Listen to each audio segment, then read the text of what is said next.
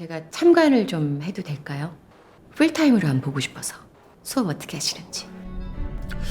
이게 뭐 테스트 주행 뭐 그런 거 아니니까요. 그냥 편하게 하시면 돼요. 편하게.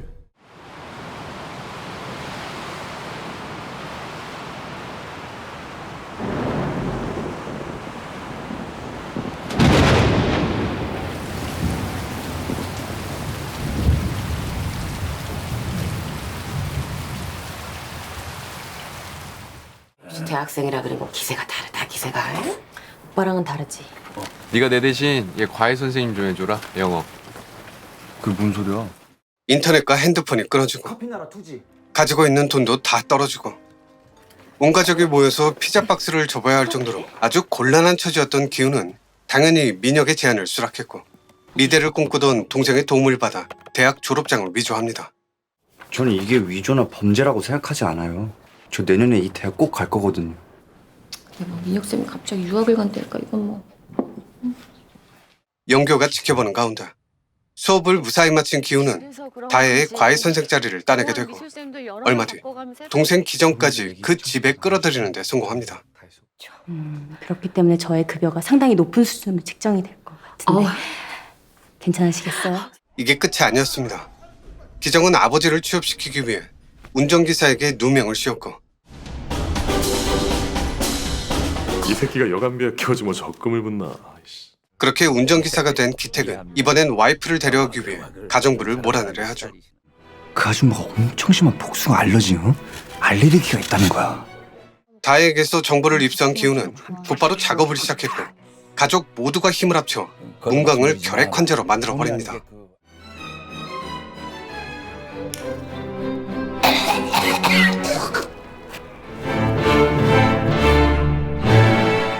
그렇게 입성하는 마지막 주자 충수, 영어 선생, 미술 선생 겸 심리치료사, 운전기사, 가정부.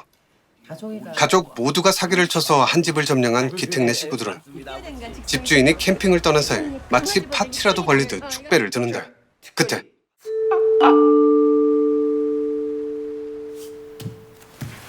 문 좀 열어주시겠어요?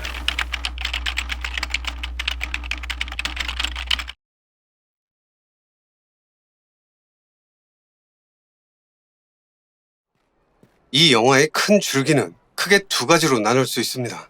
상승과 하강. 결론부터 말하자면 상승은 신분 상승을, 하강은 추락을 의미하고 있죠. 기택내 가족들이 살고 있던 반지하. 이 반지하는 더는 추락할 곳이 없어 보이는 장소였습니다. 사람들이 지나다니는 거리보다도 더 낮은 곳에 위치한 곳이었으니까요. 그래서 오프닝 장면이 중요합니다.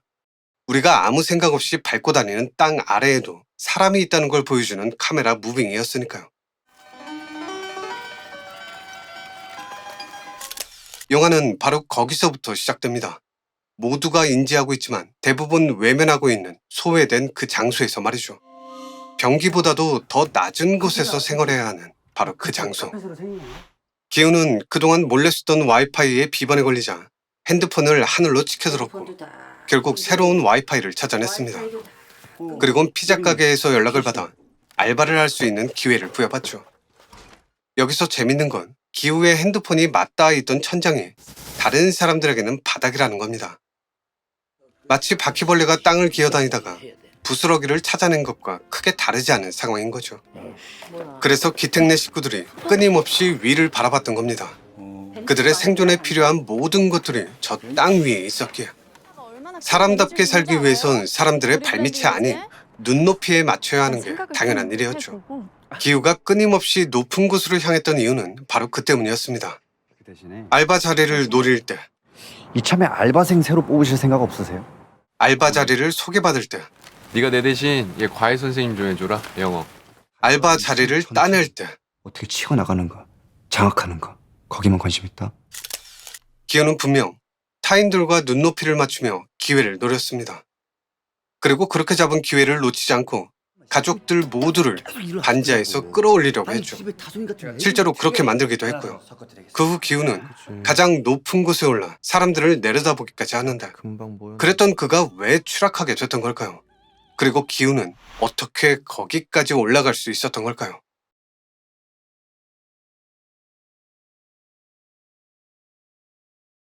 저는 이게 위조나 범죄라고 생각하지 않아요. 저 내년에 이 대학 꼭 갈 거거든요. 기우가 가장 높은 곳까지 올라갈 수 있었던 건 계획이 있었기 때문입니다. 뭐 말 같지도 않은 계획이긴 하지만 기우에겐 분명 계획이 있었습니다. 너는 계획이 다 있구나. 피자 박스 접기의 알바를 할 때도 다른 가족들과는 달리 피자 박스 빨리 접는 사람의 영상을 찾아내는 열의를 보였고, 우리도 이 속도라면 오늘 중에 이거 다 끝낼 수 있을 것 같은데? 오늘 돈 다 받는 거죠. 사기치는 거긴 하지만 친구에게 제안이 들어왔을 때 주저없이 실행에 옮겼습니다. 너도 하는 거다. 응, 그럼 뭐. 그동안 미술쌤도 여러 명 바꿔가면서 해봤는데요. 하나같이 한 달은 못 버티더라고요. 영교가 무심코 내뱉었던 말. 이 말을 놓치지 않고 동생을 이 집에 끌어들이기 위해 또 다른 사기를 치는 등 만나보시겠어요? 근데 이 친구 약속 잡기 되게 어렵다던데. 기우는 기택내 식구들 중에선 독보적으로 뛰어난 실행력을 가지고 있었습니다. 기택내 식구들이 반지하에서 탈출할 수 있었던 건 기우의 그 실행력 덕분이었습니다. 반지하에서 벗어나게. 기우의 계획은 분명 성공했습니다. 아니, 성공하는 듯 보였습니다. 그가 또 다른 계획을 품기 전까진 말이죠. 오, 우리 아들. 그럼 이 집이 이게 너의 처갓집이 되는 거네? 기우의 또 다른 계획은 다혜와 미래를 꿈꾸는 것이었습니다. 그래놓고 한다는 짓이 일기장을 몰래 빼내오고 수업 시간에 딴짓하는 게 전부였지만요. 너무 허접해서 계획이라고 부르기도 민망할 정도의 계획이었지만 기우는 다혜의 마음을 얻는 데 성공했습니다. 하지만 그 계획은 사실 기우가 짠 게 아니라 친구 민혁이가 짜준 계획이었습니다. 기우가 알바를 할 수 있었던 것도 기정이가 그렇게 손재주가 좋다며? 포토샵 같은 것도 잘하고. 다혜와 미래를 꿈꾸던 것도 내후년에 걔 대학 입학하면 정식으로 사귀자고 하려고. 대학교 들어가면 정식으로 사귀자고 하려고요. 나 진지해. 진지하게. 민혁이의 계획이었습니다. 물론 동생을 끌어들이고 가정부 문강을 쫓아낸 건 기우의 작품이 맞지만 혹시라도 이걸 쓸 찬스가 있으면 대박이긴 한데. 그건 계획이라고 할 수도 없는 즉흥적인 대처일 뿐이었습니다. 말만 계획인 거지 계획이 아니었다는 소리죠. 그냥 그에겐 근거 없는 막연한 믿음만 있었을 뿐입니다. 그래서 우린 기우의 속마음을 알아보기 위해 수석에 주목해야 합니다.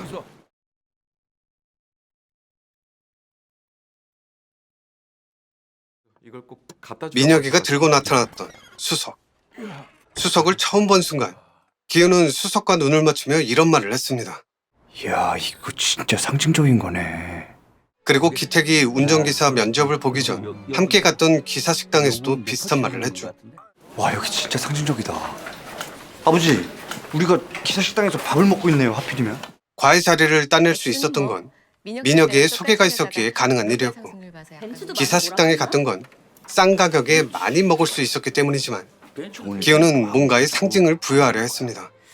그게 바로 수석이었던 거죠. 여기서 재밌는 건 수석을 얻고 난 뒤 기우의 기세가 달라졌다는 겁니다. 대학생이라 그리고 기세가 다르다, 기세가. 실전은 기세야. 기세. 정신 차려, 정신!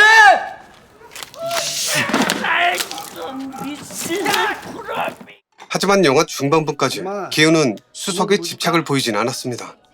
그러다 문제의 그날, 끝없이 하강해야만 했던 바로 그날, 차마 발걸음이 떨어지지 않던 그날, 자신과 민혁이가 다르다는 걸 깨닫게 됐던 바로 그날. 민혁이라면 이 상황에서 어떻게 했을까? 민혁 오빠한테 절대 이런 일이 안 생기지! 기우는 물속에서 떠오르는 수석을 보며 엄청난 의미를 부여하기 시작합니다. 자신을 구원해줄 동아줄로 받아들인 거죠. 이제 어떻게 할 거야? 계획이 뭐냐고! 아까 그 계획이 뭐예요? 계획이 다 있으니까. 무계획이야, 무계획. 계획대로 안 되거든, 인생이. 아버지에게 계획이 없었다는 걸 알게 된 뒤 기우는 수석을 끌어안고 이런 말을 했습니다. 너는 왜 그렇게 껴안고 있냐? 얘가 자꾸 나한테 달라붙는 거예요. 얘가 자꾸 날 따라와요. 그리고는 결심하죠. 자기가 가족을 책임지겠다고. 제가 책임질게요. 뭔 소리야? 그 후 기우는 가장 높은 곳에서 수석을 꺼내던 뒤 문광과 근세를 처리하려 했습니다. 죽이려고 했던 거죠. 사기로 쌓아올린 아무것도 아닌 모래성을 지키기 위해서. 하지만 수석은 보란듯이 기우를 배신했고 그를 나락으로 이끌었습니다.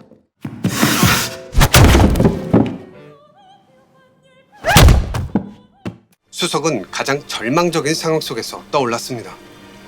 그리고 기우는 그 수석을 끌어안고 생각에 잠기게 되죠. 뭐하냐 거기서? 전 이 장면을 보면서 위로라는 단어가 떠올랐습니다. 물론 수석은 아무것도 아닌 돌덩이지만 기우는 수석을 통해 자기 자신을 위로하고 있었던 겁니다. 그 어디에도 믿고 의지할 곳이 없었으니까요. 물속에서 돌이 떠오르는 이 말 같지도 않은 상황이 환상이냐 아니냐, 그건 중요한 게 아닙니다. 그걸 끌어안고 가족을 지켜내겠다고 결심했다는 게 중요한 거죠. 우와, 오빠 이게 뭐야?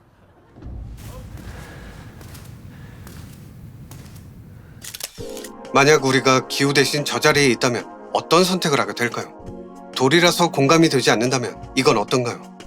자기계발서나 성공팔이 강의 같은 것들로 바꿔보는 겁니다. 이걸 보면 왠지 삶이 나아질 것 같고 달라질 것 같고 성공할 수 있을 것 같고 부자가 될 수 있을 것 같고 안 좋은 습관이 다 고쳐질 것 같고 재테크의 왕이 될 것 같고, 그래서 밑줄을 치고 스크랩을 하고 받아 적기도 하고 문장들을 다시 곱씹어 보기도 하고, 많은 사람들이 그러고 있는 게 현실입니다. 하지만 그 효과는 어떤가요? 아무짝에도 쓸모없는 돌덩이인 수석을 가슴에 품는 것과 크게 다르지 않습니다. 그건 둘의 본질이 같기 때문입니다. 막연한 희망의 기대, 보다 나은 미래를 꿈꾸는 행위, 그 이상도 이하도 아니니까요. 나 잘 어울려? 잘 어울리냐고 여기. 단언컨대 대부분의 사람들은 이 수석을 몇 번이고 기꺼이 자발적으로 끌어안은 적이 있을 겁니다. 스스로를 위로하기 위한 의미 부여, 여러 상황 속에서 탄생하는 징크스, 야 기호야. 행운을 가져오는 부적 같은 상징물들, 오빠 이게 뭐야? 이 모든 것들에 대한 매개체, 그게 바로 수석이 아닐까요? 그래서 계획이 틀어지는 겁니다. 그건 계획이 아니니까요. 저기요.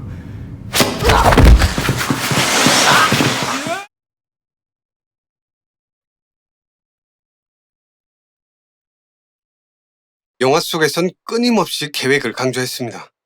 영화 시작과 동시에 계획에 대해 언급했고, 씨발 계획이 뭐야? 사기를 치는 기우를 보며 기택은 이런 말을 했죠. 너는 계획이 다 있구나. 피자집에선 가정부 문광을 몰아내기 위해 이런 대화를 했고요. 그치, 계획이 있어야 돼. 계획을 묻는 기정에겐 이렇게 받아치기도 했고, 계획이 다 있으니까 니들 그냥 잊어버리라고. 그 또다시 계획을 묻는 기우에겐 이렇게 말했죠. 무계획이야 무계획. 노 플랜. 계획을 하면 반드시 계획대로 되지 않는다며 사람에겐 계획이 없어야 한다는 기적의 논리. 기택의 이 주장은 지하실에 갇혀 아무런 계획도 없이 살아가는 근세와도 맞닿아 있었습니다. 뭐 맨날 이러고 있는 거야? 앞으로 어떡하려고 그래? 당신 계획도 없지? 계획 없이 살아가는 사람이 자기보다 더 어려운 처지의 사람을 보며 계획도 없이 산다고 혀를 차는 아이러니. 영화 속에 계획이라는 단어가 지속적으로 언급됐던 건 이 때문이라고 생각합니다. 가장. 기택과 근세는 한 집안의 가장이었습니다. 재밌는 건 이 둘이 카스테라 사업을 하다 망했다는 공통점을 가지고 있다는 거죠. 아니지, 카스테라 망한 뒤지 발레스. 대만 왕수익 카스테라 가게가 망해갖고 빚을 좀 심하게 졌어요. 이 말은 즉, 이 둘이 처음부터 하층민이 아니었다는 소리입니다. 망해서 이렇게 됐을 뿐이죠. 근세의 책상에 있던 법과 관련된 책들, 그건 그의 과거를 상징적으로 보여주던 물건들이었습니다. 기택도 다르지 않습니다. 아들은 보이스카웃에 보내고 딸은 미대 입시를 준비시키고, 비록 사업이 몇 번 망했어도 대리를 뛰며 그 누구보다 노력했던 가장이었습니다. 내비를 끌 수 있었던 자신감은 거기서 기인했던 거죠. 사람들한테 시달리시는데 차에서라도 고요하게. 기택과 근세에겐 계획이 없었던 게 아닙니다. 여러 계획을 세웠지만 실패했고 결국 무너졌을 뿐입니다. 그래서 둘의 등장신이 똑같았던 겁니다. 무기력하게 바닥에 누워있는 이 장면. 야, 김기태. 이 씨발 자는 척하지 말고. 이게 다 뭐야? 압니다. 황당하신 거. 기택이 근세에게 했던 말은 스스로에게 내뱉는 혼잣말이었을지도 모릅니다. 둘은 분명 데칼코마니처럼 삶의 궤적을 똑같이 그리고 있었으니까요. 앞으로 어떡하려고 그래? 당신 계획도 없지? 무계획이야, 무계획. 노 플랜.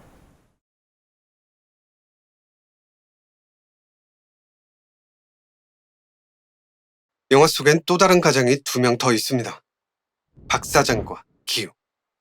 사업에 실패하지 않았다는 것만 빼면 박 사장도 크게 다르지 않습니다. 아들의 생일을 축하하기 위해 가족들을 데리고 캠핑을 떠났지만 비 때문에 계획을 망치게 됐고, 그로 인해 계획을 수정해 아들의 생일 파티를 벌이지만 그 또한 계획대로 되지 않았습니다. 그리고는 결국 무너진 계획에 깔려 죽음을 맞이하게 되죠. 기우의 경우는 조금 다릅니다. 처음부터 가장으로 나온 게 아니라 영화 중반부부터 가장의 무게를 짊어지기 시작했으니까요. 처음부터 제가 책임질게요. 기우는 계획이 없다는 기택을 보며 자신이 집안을 책임지기로 결심합니다. 수석을 꼭 끌어안은 채 말이죠. 재밌는 건 이때 이후로 기우가 세웠던 계획들이 다 무너졌다는 겁니다. 기우가 가장이 되기로 결심한 이후 기택네 가족은 말 그대로 산산조각이 났습니다. 아버지는 반지하보다도 더 낮은 지하에 갇히게 됐고, 동생은 칼에 맞아 죽었고, 다혜와 꿈꾸던 미래는 그대로 소멸돼 버렸죠. 그 후 진짜 가장이 된 기우는 수석을 내려놓고 새로운 계획을 세웠습니다. 아버지를 지하에서 꺼내줄 완벽한 계획. 하지만 그 또한 막연한 희망에 기대는지 그 부질없는 짓의 반복일 뿐이었죠. 우리가 매번 똑같은 실수를 반복하며 긍정의 힘을 외치는 것처럼 말입니다. 아버지, 저는 오늘 계획을 세웠습니다. 돈을 벌면 이 집부터 사겠습니다. 암튼 기택, 근세, 박 사장, 기우. 이들 모두는 가장이라는 카테고리에 묶여있고, 이 가장들이 무너질 경우 한 가정이 어떻게 몰락하는지를 보여주는 게 영화 속의 또 다른 이야기라고 생각합니다. 이러한 관점으로 바라보면 근세와 기택이 왜 그런 짓을 벌였는지, 박 사장이 왜 죽었는지를 이해할 수 있습니다. 가장들끼리의 암묵적인 룰을 서로 어겼기 때문이죠.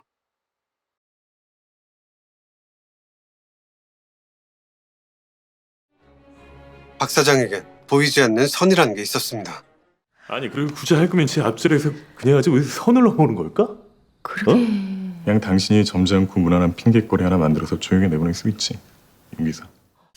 운전기사를 바로 해고할 정도로 박 사장에게 있어서 그 선이란 건 아주 예민한 영역이었죠. 그래서인지 박 사장의 바운더리 안에선 수많은 선들을 찾아낼 수 있습니다. 기우가 박 사장네 집에 처음 방문했을 때 문광과 영교 사이엔 선이 그어져 있었고, 그 선은 기우가 영교와 대화를 할 때, 영교와 기정이 대화를 나눌 때, 기택이 박 사장을 찾아가 대기하고 있을 때, 기우와 함께 있던 다희가 창문에 머리를 기댈 때 등등, 선은 박 사장네 가족과 외부인을 갈라놓고 있었습니다. 이건 일종의 경계선이라고 생각합니다. 눈에 보이지는 않지만 누구나 느끼고 있는 상류층과 하층민들 사이에 그어져 있는 경계선 말입니다. 급 나누기, 계급, 뭐 이런 종류의 경계선. 이렇게 설정하고 영화를 보면 상당히 재밌는 걸 발견할 수 있습니다. 그 선을 넘어가는 사람들이 전부 다 하층민이라는 거죠. 문광과 영교, 둘 사이에 선명하게 그어져 있던 선. 문광이 해고되는 장면을 보면 그녀가 그 선을 넘어가 있습니다. 영교를 깨우기 위해 잠깐 선을 넘었다가 되돌아가던 것과는 확연히 비교되는 장면이죠. 이건 하층민이 선을 넘으면 어떻게 되는지를 보여주는 아주 상징적인 장면이었다고 생각합니다. 기우가 다혜의 손을 덥석 잡으며 영교라는 선을 넘어가던 장면, 정원에 누워있던 장면, 박 사장과 영교의 대화를 엿듣던 기정이 선을 넘어가던 장면 등등. 선을 넘어가는 건 기택네 식구들이었습니다. 앞서 말했던 이 장면도 기우가 선을 넘지 않는 것처럼 보이지만 다혜의 시선과 달리 기우는 선 너머를 바라보고 있습니다. 그 후 이어지는 장면을 통해선 선 넘는 기우의 모습을 확실하게 확인할 수 있고요. 나 잘 어울려? 잘 어울리냐고. 여기. 상류층들의 파티를 바라보며 자신의 동아줄이 되어줄 다혜에게 던졌던 말. 이 대사는 욕망 그 자체였습니다. 그래서 영화 속 하층민들이 자꾸만 선을 넘었던 겁니다. 욕망이라는 건 경계선으로 막을 수 있는 게 아니니까요. 선을 넘나드는 냄새처럼 말이죠. 그러니까. 근데 냄새가 손을 넘지 냄새가. 씨. 차 뒷재료로 존나게 넘는 냄새가. 씨. 왜? 왜 이리 더워? 다승이 그만.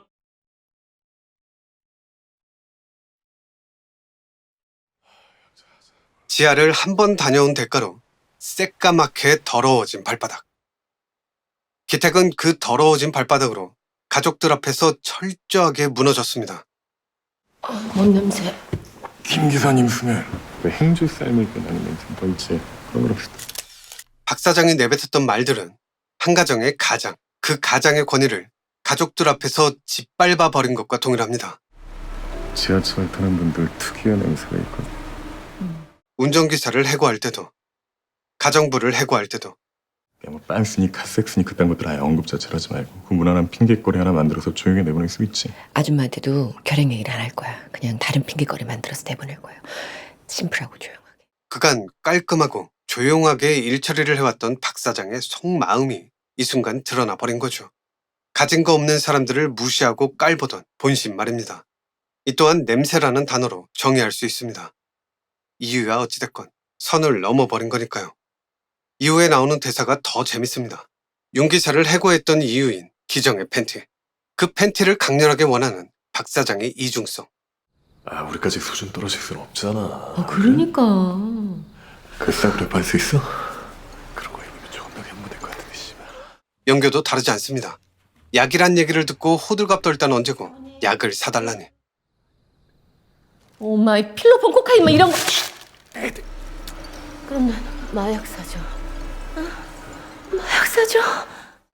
이 모든 걸 찍소리도 못하고 들어야 했던 기택은 어떤 심정이었을까요? 끝없이 하강하던 이 장면. 전 이 장면이 기택의 심정 그 자체였다고 생각합니다. 물론 이때를 기점으로 끝없이 하강하게 되는 기택네 식구들을 상징하는 또 다른 의미도 담겨져 있겠지만요. 선을 넘나드는 하층민들의 욕망. 선을 그어놓은 상류층들의 본심. 다혜야. 응? 나 잘 어울려? 하긴 뭐 아줌마의 세고 셌으니까 다시 또 구하면 그만이긴 한데. 둘 모두 똑같은 냄새라고 생각합니다. 서로가 서로의 코를 찌르는 냄새 말입니다.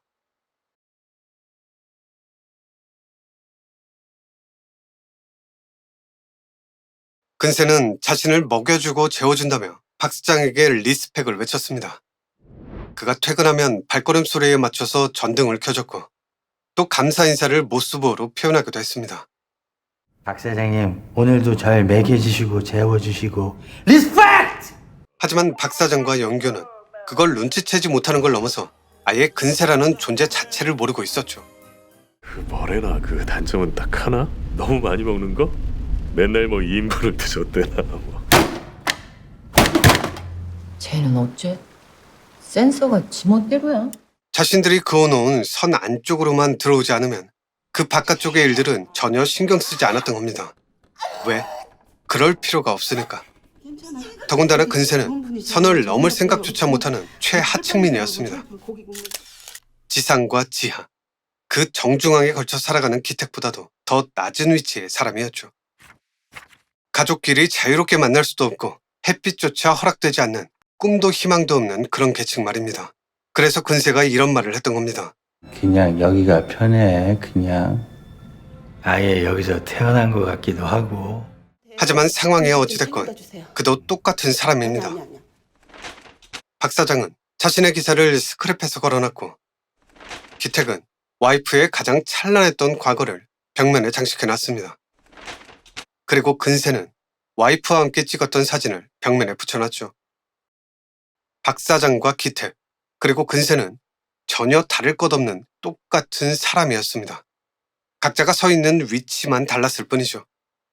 하지만 기택은 근세를 자신보다 아래로 보며 앞으로 어떡하려고 그래?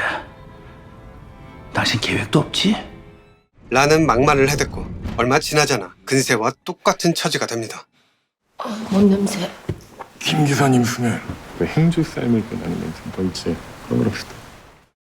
이건 우리가 사는 계급 사회를 적나라하게 보여주는 장치입니다. 위에서 아래로 향하는 칼끝은 절대로 망설이는 법이 없죠. 중력에 이끌리듯 주저없이 찌르고 또 찔러대니까요. 하지만 그 칼 또한 선을 넘으면 위로 튀어오르기 마련입니다. 그래서 말인데 나 여기 계속 좀 살게 해주쇼. 근세의 부탁은 못수부 그 자체였습니다. 상대를 향한 간곡한 외침. 하지만 답으로 돌아온 건 와이프의 죽음이었죠.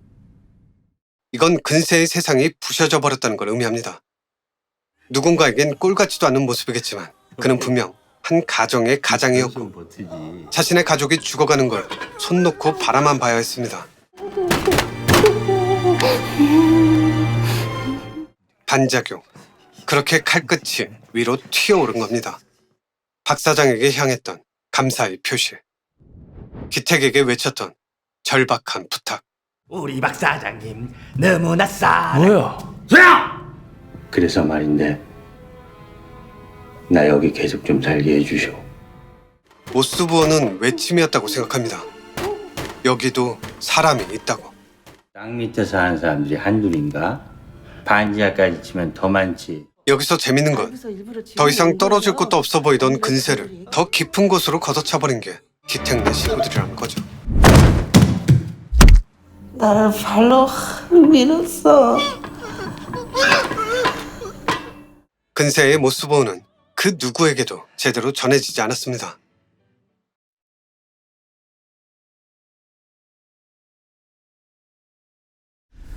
그래도 사랑하시죠?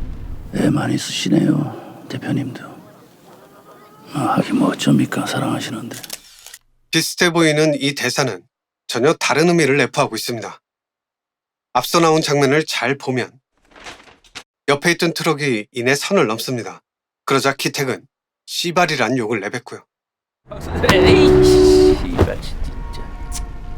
이건 기택이 선을 넘은 걸까요? 맞습니다. 하지만 선을 넘은 대상이 박 사장은 아니었습니다. 비록 박 사장의 자세가 흐트러지긴 했지만 박 사장의 말대로 선을 넘을 듯 말 듯 하면서도 결국엔 절대 선을 안 넘거든. 그건 좋아. 박 사장이 그어놓았던 선을 넘지는 않았습니다. 기택이 선을 넘은 대상은 기택네 식구들 때문에 일자리를 잃게 된 문강이었습니다. 새로운 가정부로 와이프를 투입시키기 위해 사기를 치는 장면이었으니까요. 그런 기택의 앞으로 트럭을 운전하는 또 다른 하층민이 선을 넘어왔을 뿐이고요. 에이, 씨발 진짜. 그래서 이 장면이 상징적인 장면인 겁니다. 하층민들끼리 지랄 발광을 하며 서로 선을 넘는 와중에도 상류층에서는 굳건히 지켜지고 있는 셈이니까요. 그리고 이러한 설정은 영화 후반부까지 쭉 이어지게 됩니다. 와이프가 남편한테 욕을 하고 씨발 계획이 뭐야? 남편이 와이프한테 욕을 하고 엄마가 딸한테 욕을 하고 어제는 씨발 다들 너무 흥분을 해가지고. 딸이 가족들 앞에서 욕을 하고 몰라 씨발. 아니 뭐. 에이 씨발 진짜! 이들에겐 서로 지켜야 할 선이라는 게 없었습니다. 가족 안에서만 그런 게 아니라 비슷한 처지의 사람들에겐 다 그랬죠. 알바를 시켜줬더니 이런 소리나 해대고 박스 접을 사람도 하나 없는 것들이야. 뭐라고? 금연구역에서 담배를 피질한다. 금연인데요? 네. 나 그거 좀 줘. 박 사장네 가족이 캠핑을 떠나자 지들 집인 양 선 넘는 짓을 서슴지 않았고 지하에서 근세를 발견한 뒤 뭐라도 된 듯 유세를 떨었죠. 나는 전화를 할 수밖에 없어 경찰한테. 아니 제발. 그건 다른 사람들도 마찬가지였습니다. 정신 차려, 정신! 피자를 시켰더니 던져주질 않나. 지가 불리할 땐 언니 거리다가 상황이 역전되자마자 바로 욕을 박아버리고 말끝마다 언니 언제 봤다고? 언니, 저는 문광이라고 해요. 저기 동생은 얼어 죽을 아가리 닥쳐 이 개쌍년아. 핸드폰을 들고 협박한 뒤 망신 주기까지. 에이, 씨발 일가족들아. 이건 뭐 거의 야생에 가까울 정도로 선이라는 게 전혀 보이지 않는 상태였습니다. 향이 전부인 양주를 마구 섞어 마시는 것처럼 말이죠. 흥미로운 건 영규도 다르지 않았다는 겁니다. 대화 도중 반말을 교묘하게 섞어가며 뭐라고 하기도 애매한 그런 상황을 자주 연출했으니까요. 전화 다혜나 만족도가 높았거든. 심지어 미국 사이트에서 직구한 거야. 어머, 너무 궁금하네요. 어떤 분이실까? 그 새끼가 밤늦게 집 앞까지 간 거야? 그걸 따라한 게 기정이었죠. 신경정신과적 징후가 잘 드러나는 곳으로 보거든. 네? 만나뵐 수 있을까, 혹시? 진짜? 심지어 기정은 상류층들의 전유물인 선 넘지마를 시전하기도 했습니다. 어머님은 나가주세요. 예? 저는 학부모와 절대같이 수업 안 합니다. 또 영교는 그걸 그대로 받아들였고요. 영교의 말투에 그러한 그녀의 특성이 모두 압축되어 있었던 겁니다. 그래서 그녀는 타인의 선을 넘어가는 것도 또 넘어오는 것도 크게 개의치 않았습니다. 조수석에 맨발을 쳐올리건 냄새난다고 창문을 연 뒤 코를 틀어막는 이런 짓을 꺼리낌 없이 할 수 있었던 건 다 그런 이유에서였죠. 사모님이 심플해. 영애는 심플. 그게 뭔 소리야? 몰라, 암튼 좋아. 이 댁 식구들 참 잘 속아, 그지? 사모님이 특히 좀 거시기하지. 맞아. 진짜 너무 좋았어. 그래서 하지만 그녀의 특성이 어찌되었건 테이블 밑에서 가족들 앞에서 철저하게 짓밟혔던 기택에게 이건 도저히 용납될 수 없는 일이었습니다. 그래서 불편한 기색을 드러내며 선을 넘어버린 겁니다. 애 많이 쓰시네요, 대표님도. 하긴 뭐 어쩝니까, 사랑하시는데.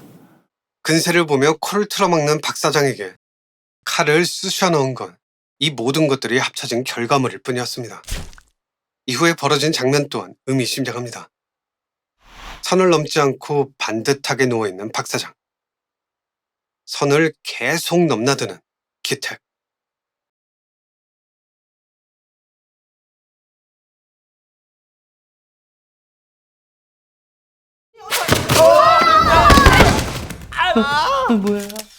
단 한 번의 미끄러짐.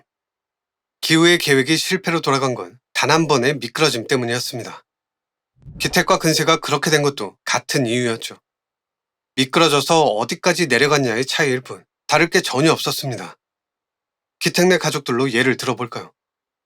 모든 게 물거품된 뒤 충숙과 기우는 다시 반지하로 돌아갔지만 기택은 근세와 똑같이 지하에 갇히는 신세로 전락했습니다. 딸 기정은 아예 땅속 깊숙이 묻혀 고인이 되었고요. 한번 삐끗하면 그 끝이 어딘지 도착하기 전엔 알 수 없다는 겁니다. 근데 형사분들만 괜히 우리 미행을 한다고. 그래서 전 이 장면이 이 영화의 모든 것이라고 생각합니다. 누군가가 계단에서 미끄러졌는데 그냥 한번 힐끔 보고 지나가는 게 전부였던 이 장면. 근데 형사분들만 괜히 우리 미행을 한다고. 과거에도 지금 이 순간에도 앞으로도 누군가는 저 남자처럼 미끄러졌고 미끄러지고 있고 미끄러질 겁니다. 그리고 대다수의 사람들은 기우처럼 그 광경을 목격한다 해도 관심조차 주지 않겠죠. 관심을 준다 해도 그건 그 사람이 몰락한 후일 겁니다. 야, 네가 그 모양 그 꼴인 건 노력이 부족해서야. 노력은 하냐? 그 정도 가지고 노력이라고 하면 안 돼. 남들보다 몇 배로 더 노력해야지. 네가 안 되는 건 그 노력을 하지 않아서야. 죽어라 했는데도 안 돼? 그럼 더 절망적이지. 넌 원래 안 되는 놈이란 소리잖아.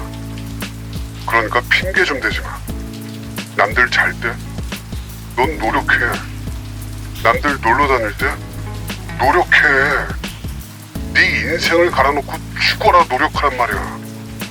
근세를 바라보며 기택이 했던 말은 이것과 크게 다르지 않습니다. 앞으로 어떡하려고 그래? 당신 계획도 없지?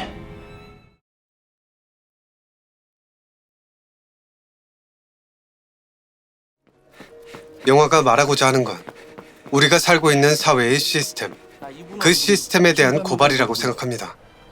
그래서 감독은 상류층과 하층민들 사이에 그어져 있는 선, 계급의 경계선이라고 볼 수 있는 그 선을 기준으로 상류층과 하층민을 번갈아 보여줬습니다.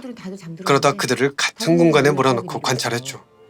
그건 두 집단 간의 삶이 어떻게 다른지를 보여주는 노골적인 비교였습니다.